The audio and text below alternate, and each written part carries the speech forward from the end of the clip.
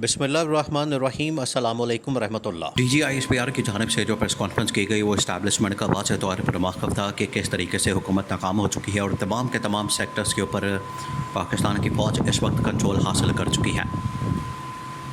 DGISPR ने बताया कि किस तरीके से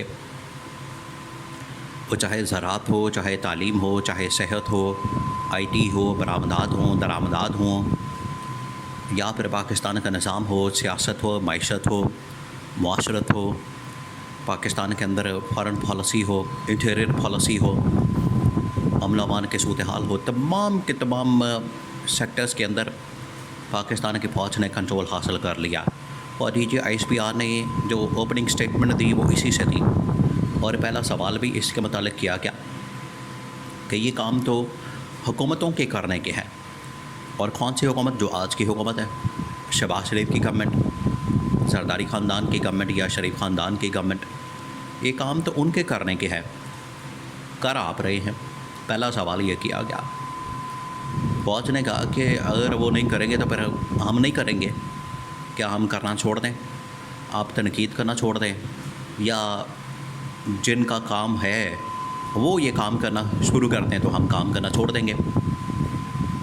तो प्रॉब्लम उधर ही है कि हुकूमत इस वक्त मुकम्मल तौर पर नाकाम हो चुकी है। और हुकूमत की नाकामी वो ना सिर्फ पाकिस्तान के गले पड़ चुकी है, पाकिस्तान की आवाम के गले पड़ चुकी है, बल्कि इस्टेब्लिशमेंट के भी गले पड़ चुकी है।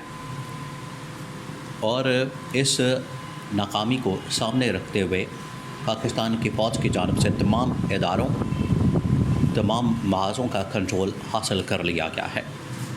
इसी वजह से जो टॉप इस्टेब्लिशमेंट और टॉप मिलिट्री कमांड है, उनकी जानिब से अपनी कमांड्स को, यूनिट्स को, बटालियंस को, ब्रिगेड्स को, तमाम के तमाम ऑफिसर्स को, जवानों को ये जज्बाती ख़िताब के अंदर बताया जा रहा है कि आगे अगर सैलाब की सूरत हाल आती है, ज़लज़ले की सूरत हाल आती है, मुल्क के अंदर आफत की सूरत हाल आती है, मुल्क के अंदर आवाम का इनकलाब आता है, लोग सड़कों पर आते हैं, अमन अमान की सूरत हाल ख़राब होती है, तो आपने मुल्क का हर सूरत में दिफा करना है।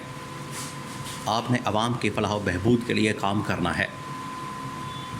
और ये इस बात का सबूत है कि पाकिस्तान की फ़ौज और आवाम के दरमियान कोई प्रॉब्लम नहीं, इनके दरमियान कोई फासला नहीं, कोई इनके दरमियान मसला नहीं।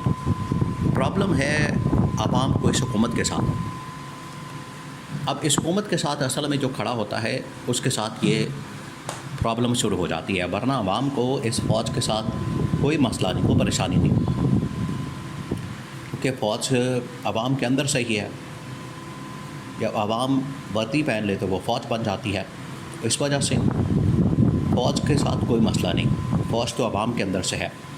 लेकिन ये जो हुक्मरान तबका है, अशराफिया, ये आवाम के अंदर से नहीं है।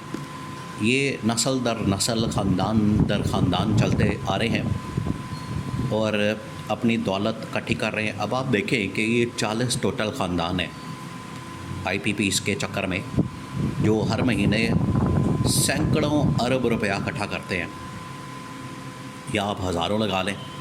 हर महीने 500 से 1000 अरब रुपया आपने इकट्ठा करके तो इन 40 ख़ानदानों को देना है। वो चाहे आप आवाम की जेबों पर डाका मारें, आवाम की जेबों के ऊपर चोरी करें, आवाम का खून पसीना का माल खाएं, उनको हड़प करें, उनका नाहक तरीके से माल उनकी जेबों से निकालें।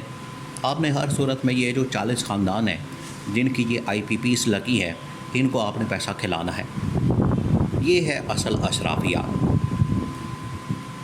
और इसके पीछे कौन है? शरीफ ख़ानदान, जरदारी ख़ानदान। आपको फिर वही नज़र आएंगे। आगे इनके सारे फ्रंट मैन हैं। ये छोड़ दें आपके ये कंपनी किसी की है, फलाने की है, टिंगड़े की है, नहीं।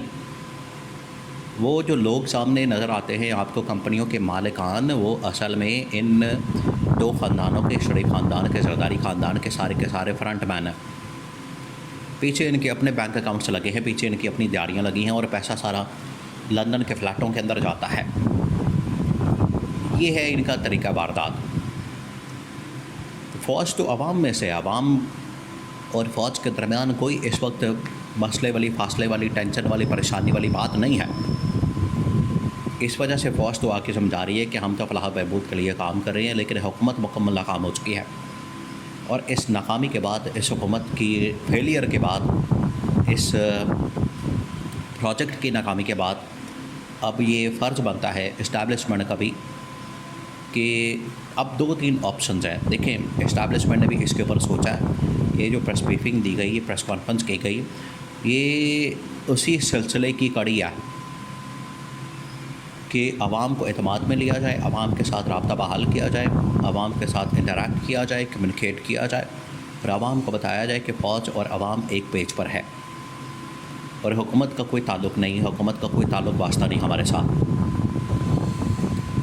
इस वजह से फ़ौज ने आके क्लियरली कैटेगोरिकली बता दिया है कि हम तो आवाम के फलाह बहबूद के लिए जहाँ हमारी ज़रूरत पड़ती है बढ़ चढ़ कर हिस्सा लेते हैं, वो चाहे बॉर्डर के ऊपर स्मगलिंग हो, इंसानी स्मगलिंग हो, डॉलर की स्मगलिंग हो, पैसे की स्मगलिंग हो, तेल की स्मगलिंग हो या कोई भी लूटमारा प्रोग्राम हो, उसके ऊपर फ़ौज जो है बड़ा एक्शन लेती है। इमरान खान भी ये कहता है।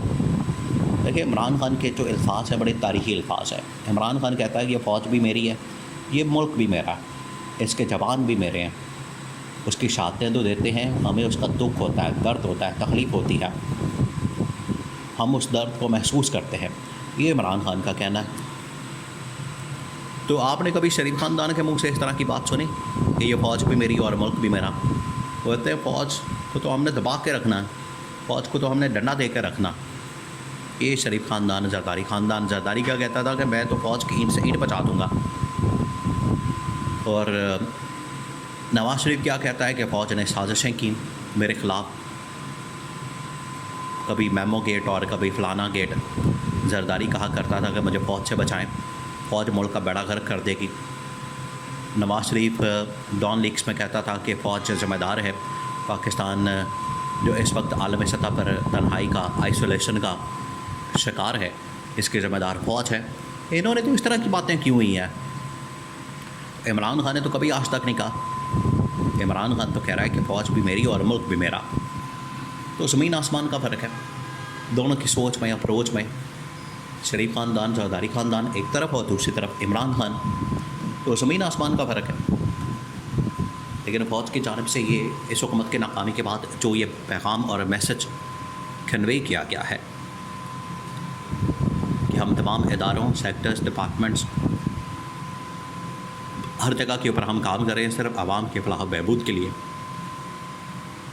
ये ना सिर्फ इस हुकूमत की नाकामी और ये नाकामी इस हुकूमत की घर भेजने का सबब बनेगा, बल्कि इमरान खान की रिहाई का सबब बनेगा।